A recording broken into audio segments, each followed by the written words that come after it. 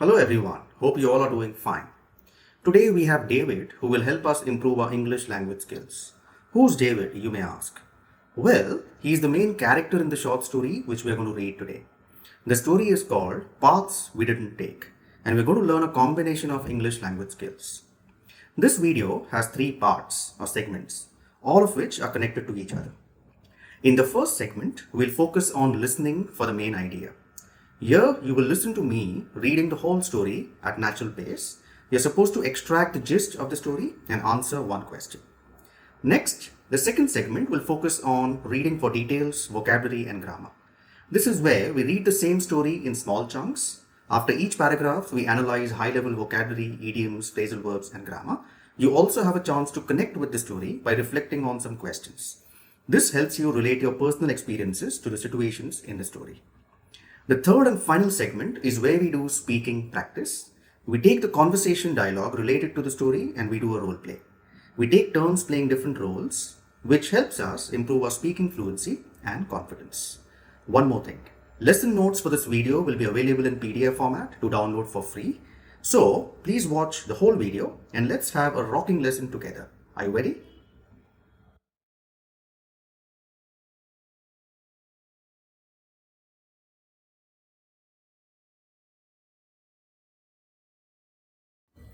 Here we are. This is segment 1, and I want you to listen to me read the whole story at natural pace without any stops for explanation. It's okay if you don't catch some pieces of vocabulary, words, idioms. You should just try to catch the overall flow, the gist. And I have one question to help you do that. Try to guess how many different public places are mentioned in the story. Do you think the answer is 3, 4, or 5? Just guess. After I read the whole story, you should already have the answer to that question. That should be the focus while I'm reading. Here we go. The air hung heavy with nostalgia as David walked down the quiet streets of his hometown. The cobblestone pathways whispered tales of yesteryears, each step a reminder of the choices he should have made differently. Passing by the old bookstore, a flood of memories overwhelmed him. He could have spent more time there, exploring the dusty shelves instead of chasing elusive ambitions. The cafe at the corner beckoned, its aroma of freshly brewed coffee, a reminder of conversations left unfinished. He could have stayed a little longer during those late night discussions with friends, rushing off less in pursuit of success and more in pursuit of meaningful connections. The laughter that once echoed in those walls now haunted him with what could have been. David's footsteps led him to the park, where the swings swayed gently in the breeze. He should have taken the time to push his daughter on those swings, cherishing moments with his family instead of being consumed by the demands of a career that may have cost him precious time. A bench under the aging oak tree invited him to sit and reflect. The rustling leaves overheard murmured tales of paths not taken and doors left unopened. He should have listened more to the whispers of his heart rather than drowning them out in the cacophony of societal expectations. The sun dipped below the horizon, casting a warm glow on the town that had witnessed the unfolding of his life. As he retraced his steps, David couldn't shake off the lingering sense of what might have been. A melody of regrets played softly in the background of his thoughts. In the twilight of the day, David found himself standing at the crossroads of past and present. The choices he made, the paths he walked, they were etched into the tapestry of his life. The regrets, however, were the shadows reminding him of the alternate stories that could have unfolded. That's the end of segment 1. I hope you found the answer to the question. The question was, how many different public places are mentioned? The answer is 3. So the very first public place is the old bookstore. The second public place is the cafe at the corner. And the third place is the park.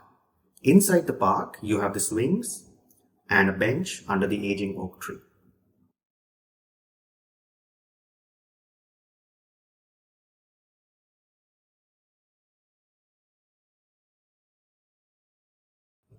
This is segment 2.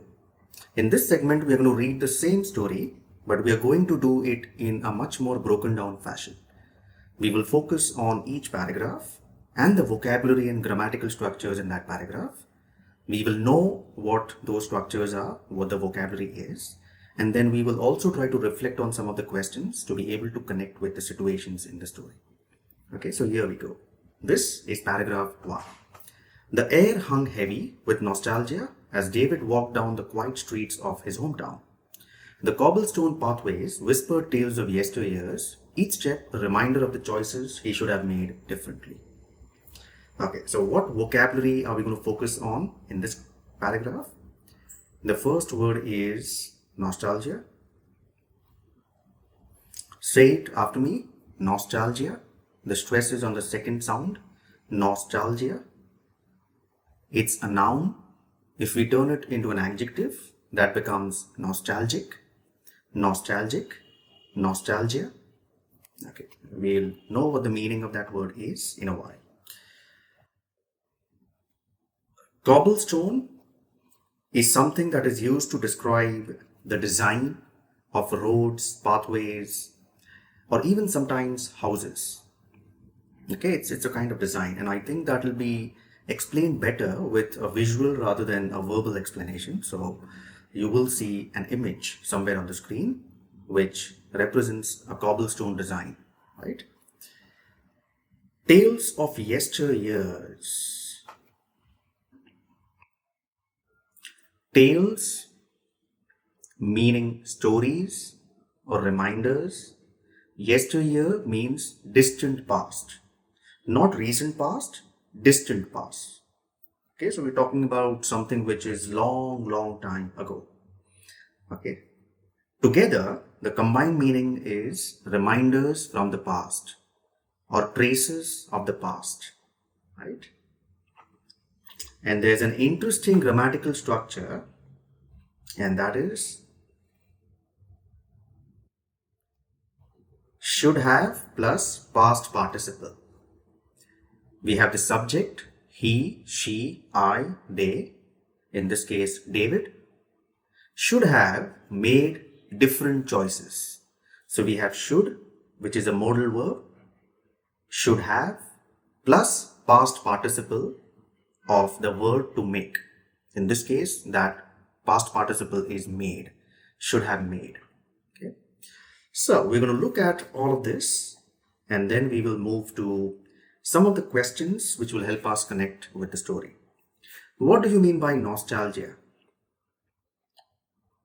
Nostalgia means an overly sentimental longing for something that has happened in the past, for some of the past experiences. And usually, those past experiences are positive experiences worth remembering, worth recollecting.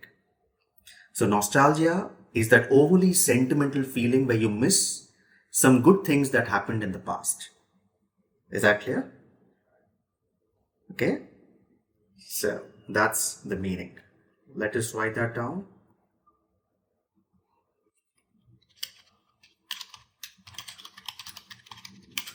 An overly sentimental longing. Longing means to miss something or somebody.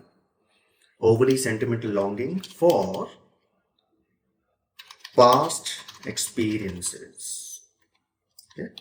And usually these past experiences are positive. In this case, what is happening? We have the main character David. He is feeling nostalgic when he walked down the quiet streets of his hometown. That's the place where he is born and brought up. So he has a lot of positive memories of different places that we see later in the story. Is that clear? Repeat after me. Nostalgia. Nostalgia. Nostalgia. Nostalgia. Adjective, nostalgic. He was feeling nostalgic. Means he was feeling sentimental about something, some great memories from the past. Is that clear? That's nostalgia. So, cobblestone is a kind of a pattern where you see rounded stones, and it's mostly used to construct roads, pathways, sometimes even houses. But those aren't modern houses, those are traditional houses, old-fashioned houses. You'll see the image of what a cobblestone pattern looks like on the screen. Okay, so I think image is going to be the best thing to remember there. Tales of yesteryears is another way of saying we had, okay, so we had reminders of the past. Okay, usually past that you miss a lot. You miss those moments. You want to live those moments once again, but you can't. So those are tales of yesteryears. And let me add one more word. This is not the recent past, this is the distant past. Long, long time ago. Right? That's what we have here. Is that clear? Focus on the grammatical structure highlighted in green. Should have plus past participle. So when do we use this grammatical structure? We use this grammatical structure, we call it perfect modals because these are present perfect tenses. Should have plus past participle is present perfect tenses, right? So when do we use this structure? We use this structure when we want to talk about regrets or missed opportunities in the past. Used to express regrets. Regrets means you feel bad about something that has now gone and you can't change it. That's a regret. Means you've missed the chance. You can no longer change that.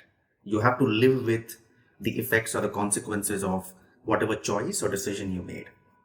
So if I say, I should have taken medicine, that means I regret not taking medicine. I think it was a missed chance. I had a chance in the past to take medicine, but I missed it. And I can't do anything about it now. That is where we use should have. They should have called me earlier. They did not call me earlier, and they are feeling bad about it. Is that clear, everyone? Amazing. That's what we are talking about. Now, let's look at a few questions and try to connect your own situations with the situations in the story.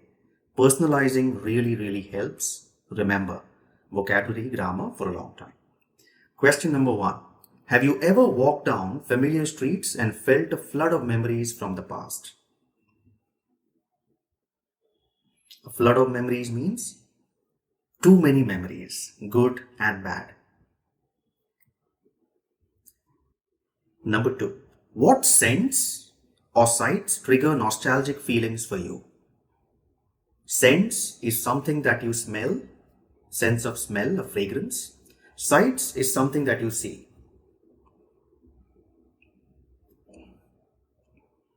Number 3. Do you think David feels happy about the choices he made in the past? Just by reading the first paragraph, what can you infer? Does David feel happy about the choices or does he regret? Remember the grammatical structure we highlighted in green? Got it? Amazing. Be prepared for paragraph 2 coming in a moment. Okay, this is paragraph 2. Passing by the old bookstore, a flood of memories overwhelmed him. He could have spent more time there, exploring the dusty shelves instead of chasing elusive ambitions. It's a short paragraph, but it has some interesting vocabulary. The first word that we're going to focus on is overwhelmed. Overwhelmed. Say it with me. Overwhelmed. Overwhelmed. The third syllable is where the stress is. Overwhelmed. Right? Something that is overwhelming is so sudden and so strong an emotion that it's difficult to deal with. And usually the most common response to that is people break down. They shed their tears. You might have seen actors and actresses when an award is announced, they're not able to hold themselves and they break down. It is very overwhelming for them, right? So it's a sudden rush of emotions, so strong, it's very difficult to deal with, right? You have a similar grammatical structure to what we saw in paragraph 1. The only difference is the modal verb is changed. Instead of should have spent, you have could have spent. Okay. Both are used interchangeably more often than not, but there's a slight difference in meaning. We'll look at that. Okay. And the last word is elusive. Elusive. It's an amazing word. Elusive is an adjective that describes something that is very difficult to describe, achieve, or find. So in this case, we are referring to chasing, means going after something which is difficult to find, describe. It's just imaginary. It's not real. Okay? Elusive. That's what the meaning of the word is. So, overwhelmed. If something overwhelms someone, that something causes someone to feel a sudden rush of emotion, so much so that it is difficult to deal with. It's very difficult to deal with that sudden rush of emotion. Okay? So let's write the meaning down here. If something overwhelms someone, it causes that person to feel a sudden rush of emotions which are difficult to deal with. Okay, they're difficult to deal with. And the most common response, as I mentioned, is to break down, to start crying, because you can't hold that many emotions at one moment of time. Okay? So that's what overwhelming means. I hope that is absolutely clear, right?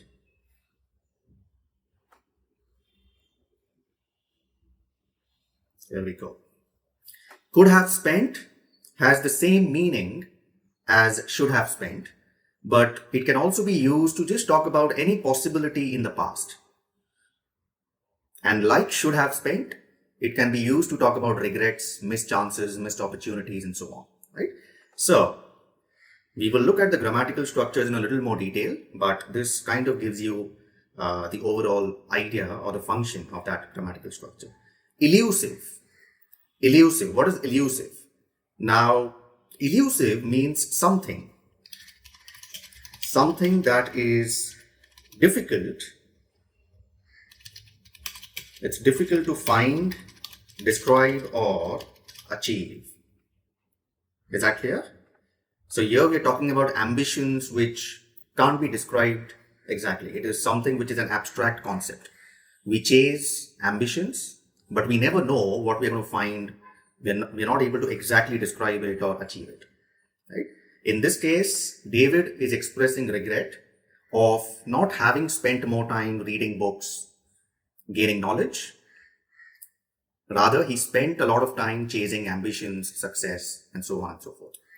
I hope that is abundantly clear. And now we're going to have the opportunity to connect with the story. You ready?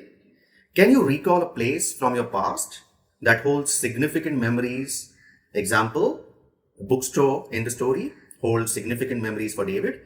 Similar to that, do you have a place? Can be a garden, a school, a college, or any other public place which holds a lot of positive memories. Number 2, what choices might you have made differently if given a chance to revisit the past? Would you want to change certain past moments if you had a chance? Whom do you share these memories with? Who's that one person you confide in, you trust? You share everything with that person, positive, negative, challenges, opportunities, chances, and so on and so forth. Is that clear? So I'll meet you for the next paragraph. Stay tuned. Okay, here's paragraph 3. The cafe at the corner beckoned, its aroma of freshly brewed coffee, a reminder of conversations left unfinished. He could have stayed a little longer during those late night discussions with friends, rushing off less in pursuit of success and more in pursuit of meaningful connections. The laughter that once echoed in those walls now haunted him with what could have been. Interesting. The first word that we are going to look at is beckoned. Beckoned. Say after me. Beckoned. Just two sounds. Beckoned. Beckoned. Second syllable is stressed. Beckoned. And the verb is to beckon. To beckon. Right? So, that's one. We again have the grammatical structure that we saw in the previous paragraph. Could have, past participle. Could have stayed. Could have spent. Could have opened, and so on and so forth. Remember, this is the verb 3, past participle. Okay, it's the verb 3, V3, as we said. We will look at a phrasal verb, rush off, to rush off. To rush off. So phrasal verbs are usually verb followed by a preposition or articles. In this case, we have a preposition of, rush off. It means something. We'll also look at in pursuit. If you're in pursuit of something, you're going after it, you're chasing it, you want to get it, achieve it as soon as possible, in pursuit. You use that in a lot of racing related vocabulary, in pursuit of the first position, and so on and so forth. You might have heard of the game Need for Speed, Pursuit. So pursuit is to go after, right? That's what it is. We again have the same expression, in pursuit, but both are used in different contexts. In the first case, you're chasing success. In the second case, you're chasing meaningful connections, friendships, relationships, right? So some people go after their aspirations. They want to achieve a lot of things, earn money, buy a car, house, and so on. And then there are others who love to build relationships. They're in pursuit of meaningful connections. So we have both of those contradicting ideas in this paragraph here. Okay. Now, what do you mean by the word haunted? To haunt somebody. To haunt. Haunted him with what could have been. Haunted has two meanings. It can mean to scare someone, but in this case, we're not talking about the scary part. We're talking about being worried about something, being worried about missing the past moments, losing friends, meaningful connections. So it's a cause of concern, worry. Okay, we're using that in that context. So, what do you mean by the word to beckon? Beckon. In this case, the noun is the cafe. The cafe at the corner beckoned. Means the cafe had something pleasing that attracted David. David was walking past the cafe. He saw something in the cafe, and something inside the cafe attracted David towards it. That's the other way of saying the cafe beckoned. The city of London beckons a lot of youngsters. Is that clear? So we are using the word in that context. Let's write the meaning here. If something beckons, it attracts people towards itself.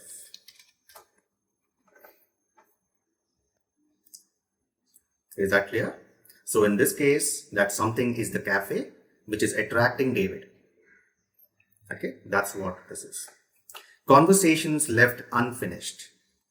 So if something is left unfinished, it is not complete, to be incomplete. Left unfinished, to be left incomplete. Okay. Could have stayed. We have the same expression used to talk about possibility in the past or a missed chance, a missed opportunity, regret. Could have stayed, should have stayed. Both are similarly used. There's a little bit of difference, but in most cases, you can use either one interchangeably. In most cases. Okay, remember that. To rush off. So, the meaning of to rush off is to leave in a hurry. You're in a hurry to go somewhere, chase after something. In this case, David was rushing off more in pursuit of success, and he's regretting that action. He's thinking now that, you know what, I could have not rushed off in pursuit of success. I should have rushed off more in pursuit of meaningful connections, building friendships for life. That's the point of regret. To rush off is to leave in a hurry or to chase something. Okay, that's what we are talking about. Yeah, I hope that is clear. In pursuit is chasing. In pursuit is going after something or someone. You could be in pursuit of a person.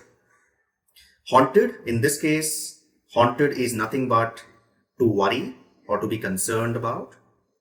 Is that clear? Okay, I'll give you about 10 seconds to go through the vocabulary here. I think the most difficult word is beckoned. Beckon means if something attracts somebody towards it, it beckons the other person. The cafe at the corner beckoned. Okay, that's amazing. Let's move towards connect with the story. Think about a conversation left unfinished. What could you have said or done differently? Connect your personal life situations with the story. You will automatically remember it for a very long time because it is personal to you. Do you give more importance to making relationships or achieving success? What kind of a person you are? Some people are able to balance both well. And I really have a lot of respect for those kind of people. They balance making relationships and going after their personal ambitions. That's fantastic. Which situations do you have to prioritize meaningful connections over the pursuit of success? There are certain situations in life, you just can't think of success or tangible benefits. You have to go after building relationships with people, meaningful connections with people. So, what kind of situations can you think of? Are we clear? Ready for the next paragraph? Here we go. Paragraph 4. David's footsteps led him to the park where the swings swayed gently in the breeze. He should have taken the time to push his daughter on those swings, cherishing moments with his family instead of being consumed by the demands of a career that may have cost him precious time. Now we have David who's left the cafe and reaches the park. In the park, the first thing that he sets his eyes on are the swings. Okay, and the first word is also something that is related to the swing. To sway. This is the simple past form of the verb to sway. Right. Again, we have the use of perfect modals: should have, could have, should have, and the past participle. So what is the infinitive form of this verb? To take. Simple past form, took. Past participle, taken. Should have taken. So there's a sense of regret. Okay? David is thinking, I should have spent more time with my daughter. Help her play on the swings and so on. Right? To cherish something is to treat the moment as special. To enjoy it at the fullest. I am sorry, this is a grammatical form. So we're going to highlight it in green and not yellow. Another expression, to be consumed by something. To be consumed by something. To be consumed by something is to spend a lot of time, effort, hard work towards that something. So we're talking about that. Now, what do you mean by sway? Sway is a slow pendulum-like motion. If you have seen the motion of a swing in the park, you will see that the motion is that of an arc. It goes to and fro, to and fro. That is to sway. A slow motion going in an arc shape. Okay. So we're going to write the meaning of that. To move slowly in an arc shaped line.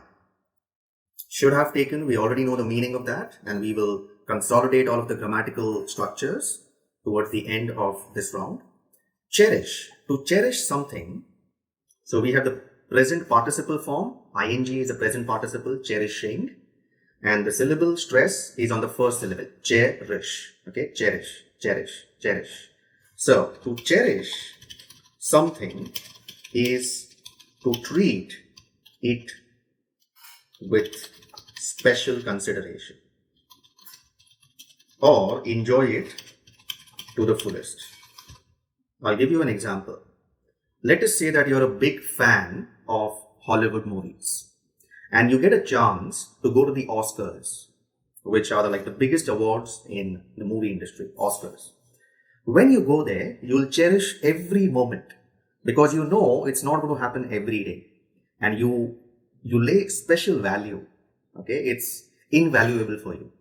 It's not going to happen every day, so you treat it with special consideration. You enjoy it to the fullest because it's not going to happen every day. It's not routine. It's not mundane. Is that clear? I hope that is. To be consumed by something is to have spent a lot of time and effort. To have spent a lot of time and effort into doing that something. Right? So, if I am a cricketer, I will be consumed by my net practice sessions, my fielding practice, my gym sessions, because I am into that profession. I'm spending a lot of time, effort, and everything of my life into that profession, right? If you're an actor, you'll be consumed by watching other actors and actresses, going to shoots, okay, clicking your portfolios, and so on and so forth. Is that clear, everyone? So that was this paragraph. Let's have a chance to connect our lives with the story. What is one thing that you always look forward to doing with your children, or if you don't have children, with young family members? Next, consider a moment with your family, a special moment that you may have missed.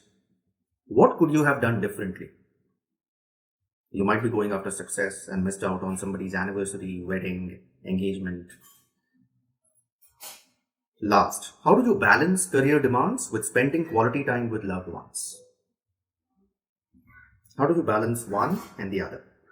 So on the one hand, you have your career demands, academic demands, and then you have spending time with family, friends, special ones, dear ones, your close circle. Think about it, personalize it. The more you do it, the more you will recall all of the words, grammar that we are doing. Is that clear? Okay. Paragraph 5. A bench under the aging oak tree invited him to sit and reflect. The rustling leaves overheard murmured tales of paths not taken and doors left unopened. He should have listened more to the whispers of his heart rather than drowning them out in the cacophony of societal expectations. We have a lot of metaphors in this paragraph. And you know one secret.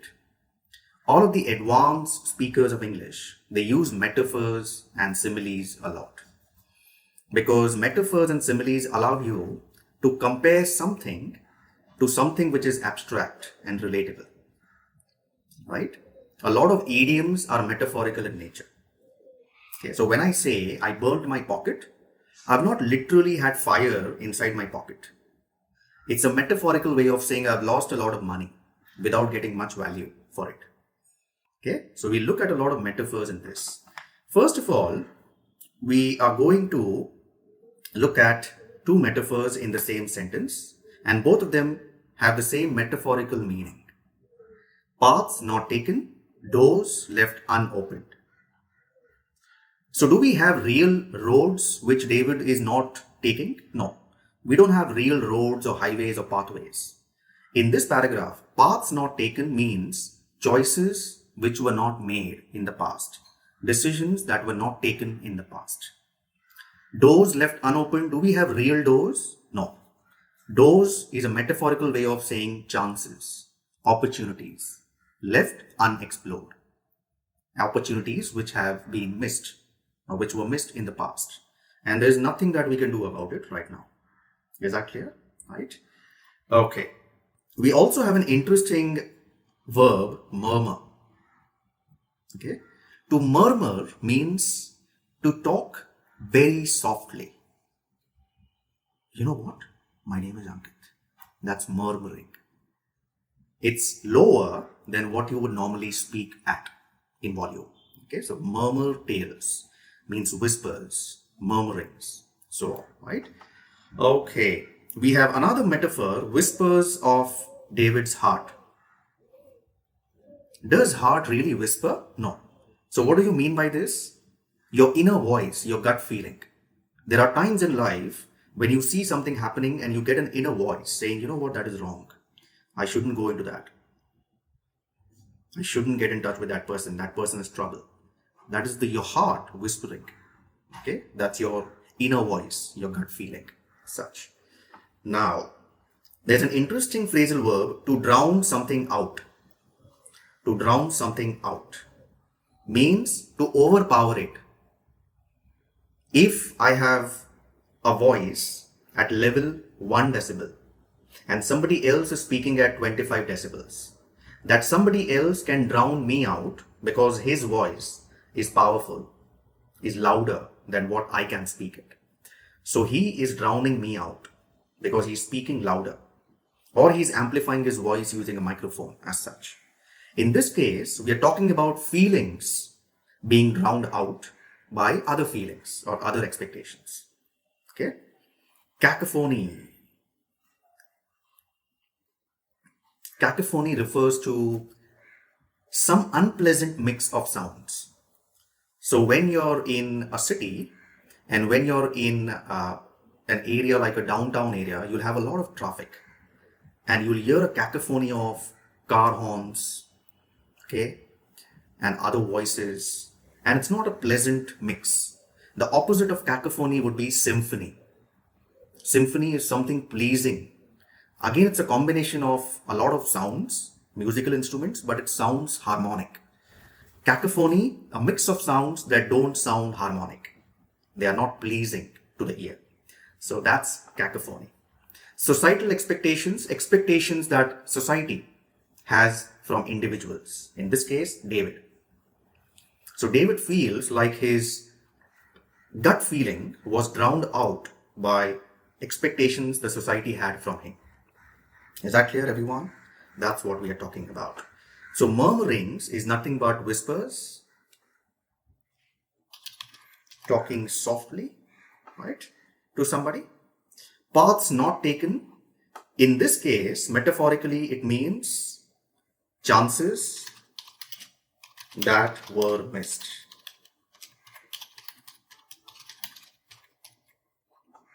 Metaphors are one of the easiest ways to sound advanced.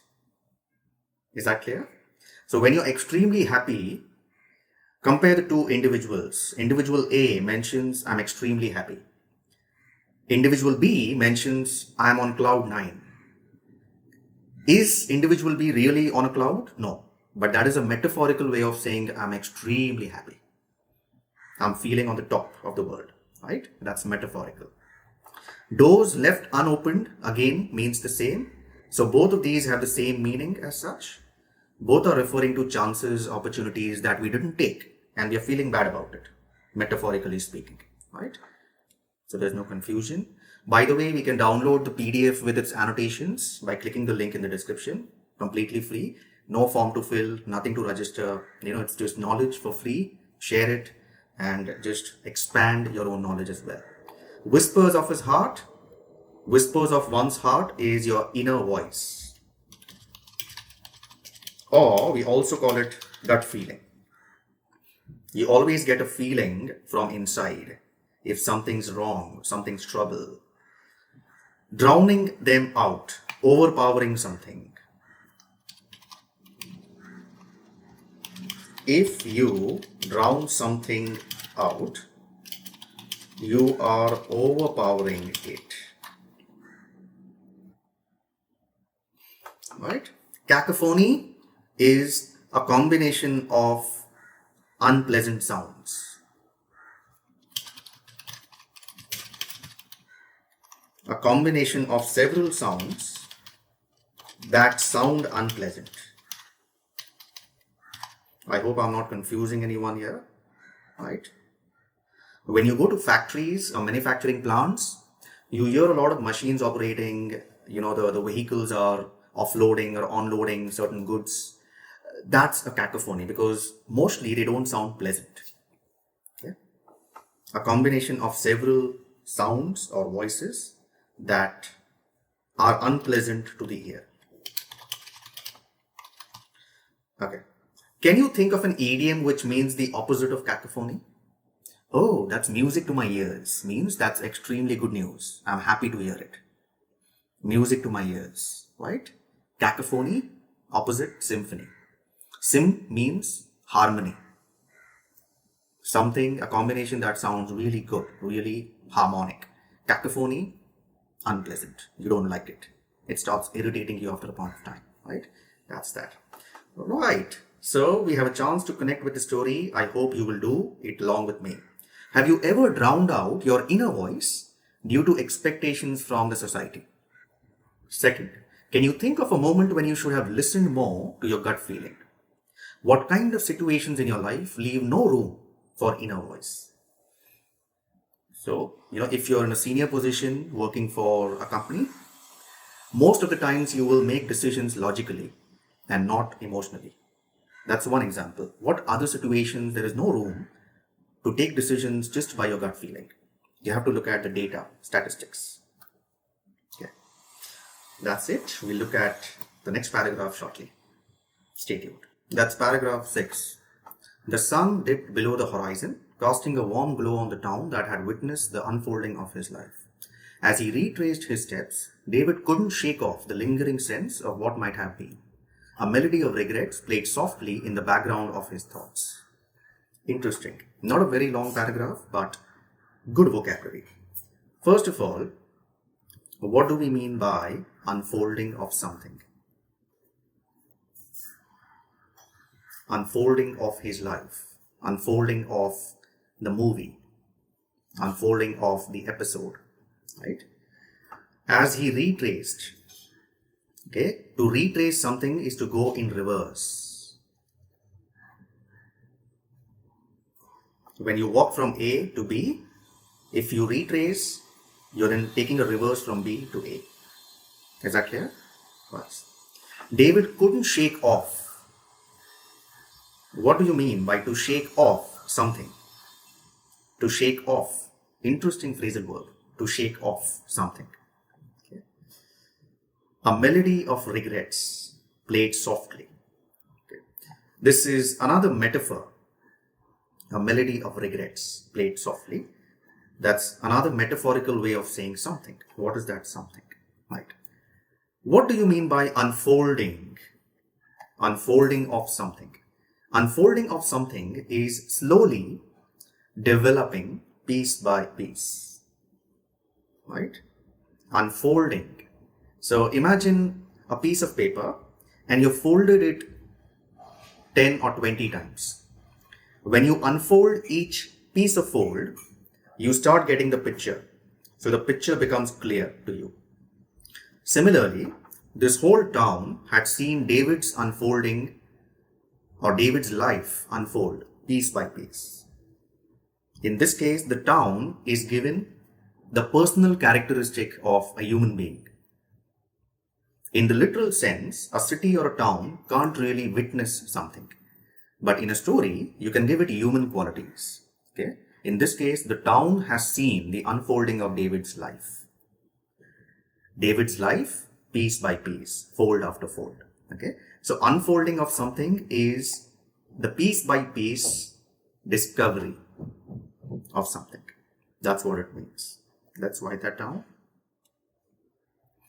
If something unfolds, it slowly becomes clear with time. Not everything is discovered at one moment. It takes time, and with time, every little piece uncovers itself. Like a piece of paper unfolding.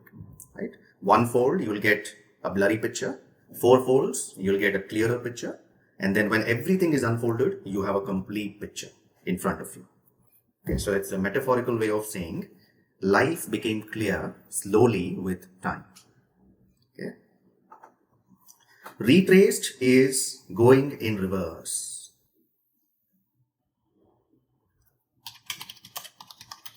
If you retrace, you go in reverse. So why is this word used in this context? Because as David went to the bookstore, the cafe, the park, he is trying to retrace his memories from the past. He's feeling regretful towards certain moments. He's feeling I should have spent less time going after success and more time helping me develop connections with friends and other members of the family and so on and so forth. Okay. To shake off, David couldn't shake off. To shake off something is to try to get rid of it.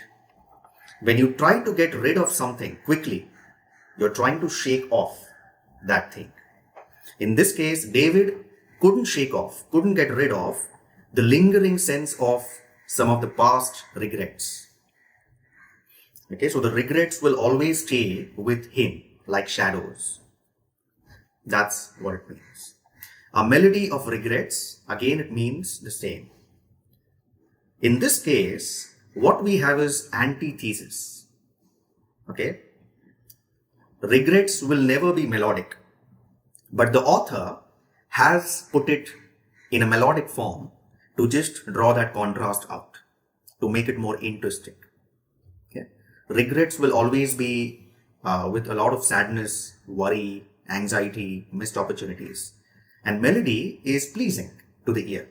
So we have something which is inherently opposite. Yeah.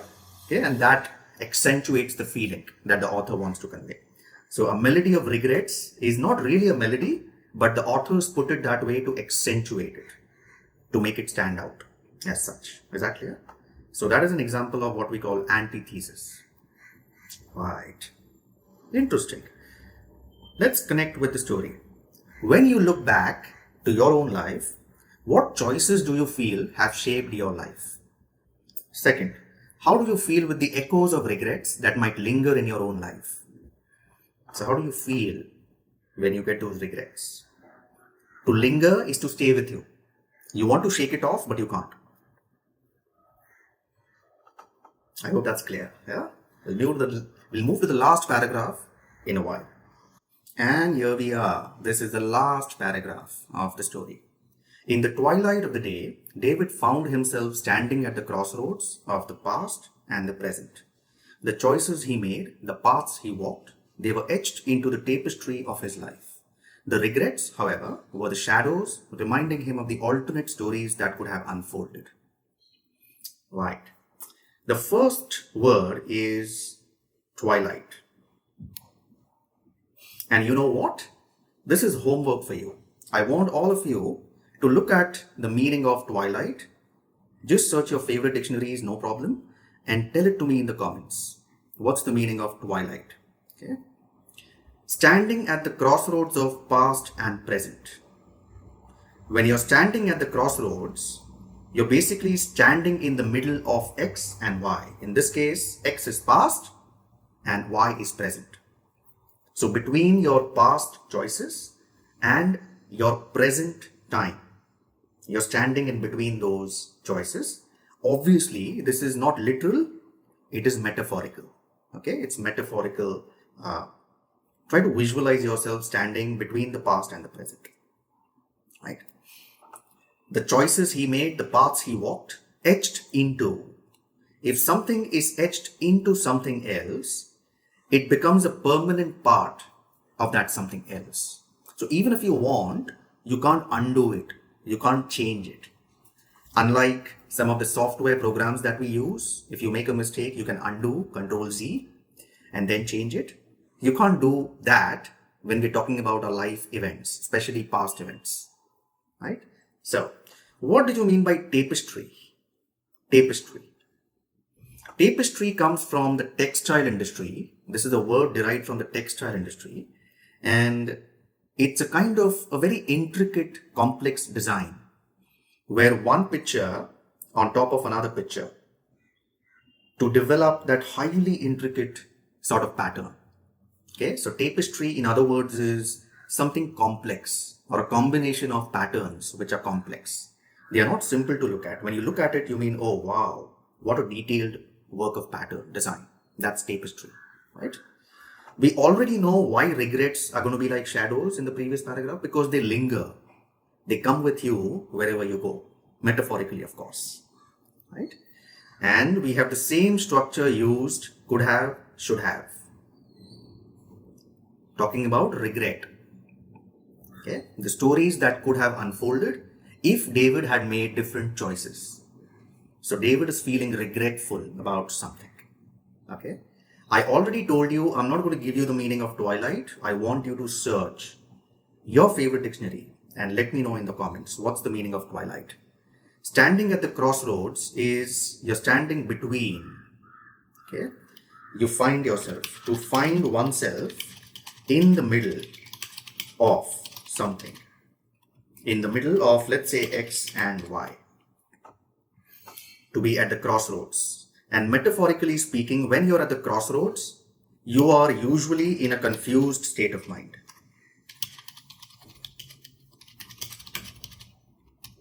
You are usually in a confused state of mind because you're not clear as to how to go about, what to do next. Okay? Standing at the crossroads. Etched into. If something is etched into, let's say if X is etched into Y, X has become a permanent part of Y. Even if you want, you can't change it. This comes from the metal industry. Have you seen those metal nameplates? You have a piece of metal and somebody's name is etched on top of it. Why do we do it? Because we want to make it permanent. And usually you will see those plates outside people's homes. Okay. So etching is you permanently make something a part of something else. That's etching. Okay. Tapestry, as I've mentioned, it's a combination of delicate patterns. A complex means something which is not simple, has many layers to it. A complex combination of many patterns comes from the textile industry, cloth design, right? Cloth design. So look at how we can use words from certain industries to metaphorically describe our feelings, where we are in life, our memories, regrets, and so on. That's the beauty of language. That's how you master the language. Okay? And we've already talked about could have unfolded, should have unfolded. But I'm going to give you examples of all of these perfect modals, should have, could have, may have, might have, in a little bit. Okay, so that you will remember it for a long time. And all of these examples are given in the notes, PDF as well. So I think that's going to be useful for all of you as well. Opportunities to connect with your life. Can you think of 3 people who have been affected by the choices you have made in life? Obviously, you will be the first one affected, either positively or negatively or in a neutral fashion. But there'll also be somebody else. Family members, siblings, life partners, and so on. If you were to speak to them right now, speak to these 3 people now, what would you say to them? Because they've been affected by your choices. Okay, so the only thing that remains to be done is the revision of the perfect modal grammatical structures, should have, could have, may have, and so on. So I'm going to show that to you in a bit. Okay, people, pay attention. This is how we consolidate the grammatical structures that we have seen in the story, paths we didn't take. This is the first piece of grammar that we saw in several paragraphs. Should have plus past participle. It helps us to express regret or missed opportunity in the past. Okay, should have and the past participle of that verb. Let's look at examples. You should have verified the address before sending the invitation. Whoever sent the invitation is now regretting and saying, you should have checked the address. You shouldn't have sent it without checking. That's a missed opportunity. Okay. Second example, we should have started the meeting on time. Now we are behind schedule. So we have missed the opportunity to be on schedule because we did not start the meeting on time. Should have started. Should have verified. Are we clear about it? Now, when you speak, you don't say should have. You contract or you combine the two and you contract that. You make it shorter so it's more fluent, it's smooth to enunciate and articulate. Okay? And you would find a lot of native speakers and fluent speakers who are even non-native. You would see them contract should have and they'll just, you should have. Instead of should have, should have. You should have verified the address before sending the invitation. Should have. Look at the difference. Should have, should have. Should have, should have. Okay. So you're simply articulating a very weak sound at the end. Should have. It's almost like you're eating up. Should have. Right? Same with, you should have started the meeting on time. Now we are behind schedule. We should have, right? That's what happens in spoken English. When you write, you would write the whole thing. When you speak, you would combine what we call contraction. Should have, could have. Similar to should have, we have could have plus past participle. This also expresses missed opportunity, but it can also express any possible scenario in the past. Something that was possible in the past. Should have, could have, both can be interchangeably used 9 out of 10 times. Okay. So Examples: we could have chosen a different route to avoid traffic. I feel bad. I took the route which was filled with traffic. And now I'm thinking, we could have taken the different route and avoided the traffic. Okay. Look at the verb chosen. To choose, chose, chosen. So we have V3 past participle of that verb. They could have finished the project sooner. They did not. They delayed. And now I'm feeling bad about it. They could have done it. They did not do it. Okay. Again, we can contract could have to make it could have. We could have chosen a different road. They could have finished the project sooner. Could have, should have. Spoken English, very, very important. Don't miss that, right? Now, we also have something that we did not see in the story, but I think we can learn about it because it's very relatable. It's very close to should have, could have. Okay? And that is may have, past participle, might have, past participle. Whenever you use may have, might have, and past participle, you're talking about uncertain actions in the past. Something which you're not 100% sure about in the past. Okay? Examples: she may have forgotten to turn off the oven before leaving. I'm not sure, she may have. There's a 50-50 chance. Similarly, they might have misunderstood the instructions. I'm not sure, but it's a 50-50 chance. They might have misunderstood the instructions. May have, might have. Might is more formal than may. So when you speak to someone, you would mostly say may. And when you write, you would use might because it's a little more formal than may. Okay? So whenever you are uncertain about something in the past, you can use may have past participle, might have past participle. That's it. And the last one is, again, you can contract may have to she may have, may have, might have. They might have misunderstood the instructions. She may have forgotten to turn off the oven. To forget, forgot, forgotten. Right? So that's the past participle, verb 3. And the last one, must have, past participle.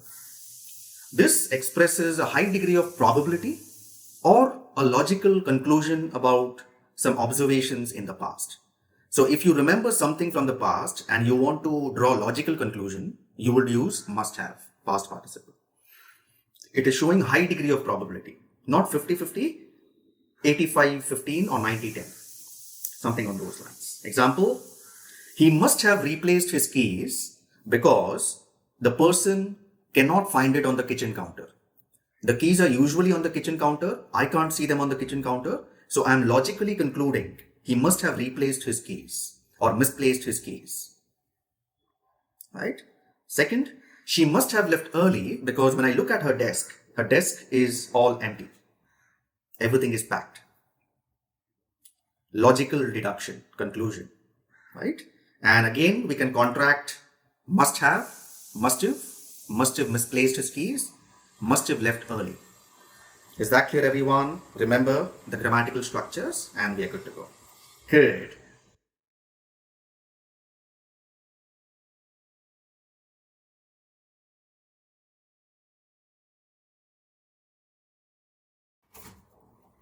Now that David has helped us learn useful vocabulary and grammar via the short story, it's time to do some speaking practice.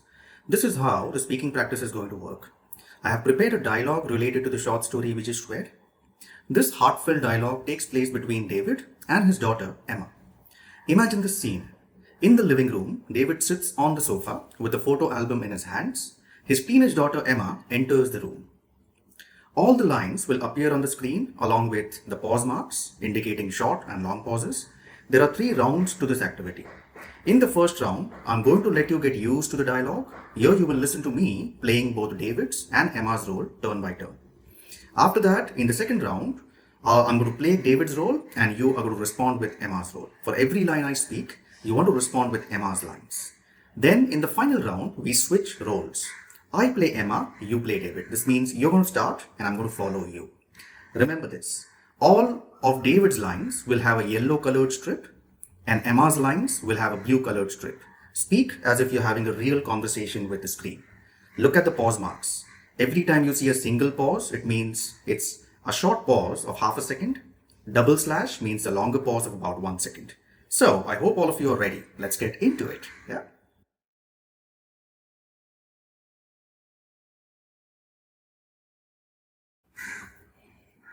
Hey Emma, come, have a seat. I was just going through some old photos. Oh, that sounds interesting. What's got you all nostalgic? Just reminiscing about the past, thinking about the choices we make and how they shape our lives. What choices? Well, for example, I was looking at this picture from when you were little and it made me think about how I might have done things differently. What do you mean? I could have spent more time with you when you were younger, like pushing you on those swings at the park. I must have missed out on some precious moments. Dad, you were always there for me. I don't feel like you missed out on anything. I appreciate that, sweetheart, but there are moments, choices I should have made differently. I should have listened more to my heart than the noise around me. We all have regrets, Dad. It's a part of life.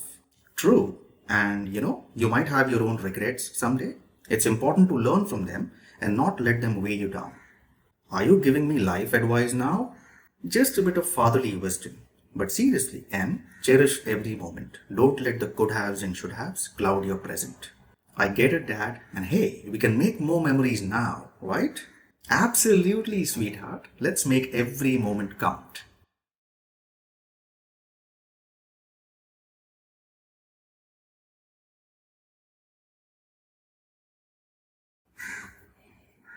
Hey, Emma, come, have a seat. I was just going through some old photos.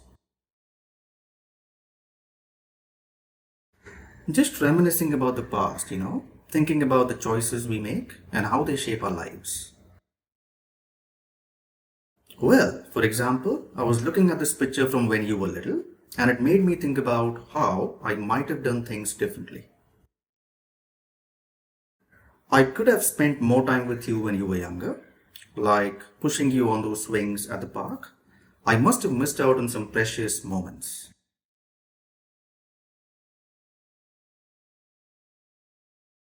I appreciate that, sweetheart, but there are moments, choices I should have made differently. I should have listened more to my heart than the noise around me. True. And you might have your own regrets someday. It's important to learn from them and not let them weigh you down. Just a bit of fatherly wisdom. But seriously, Em, cherish every moment. Don't let the could haves and should haves cloud your present.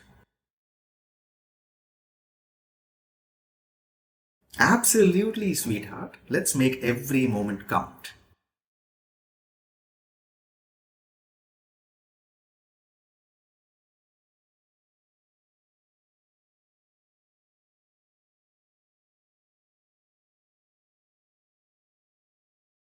Oh, that sounds interesting. What's got you all nostalgic?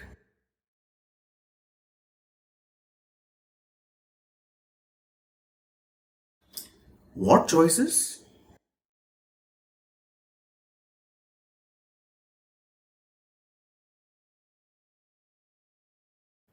What do you mean?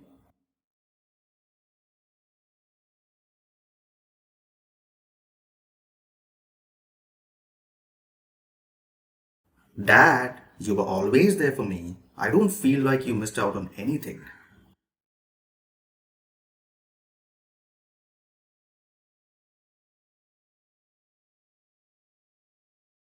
We all have regrets, Dad. It's a part of life.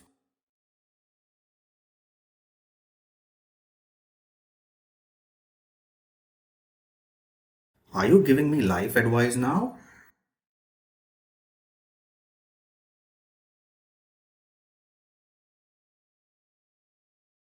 I get it, Dad. And hey, we can make more memories now, right?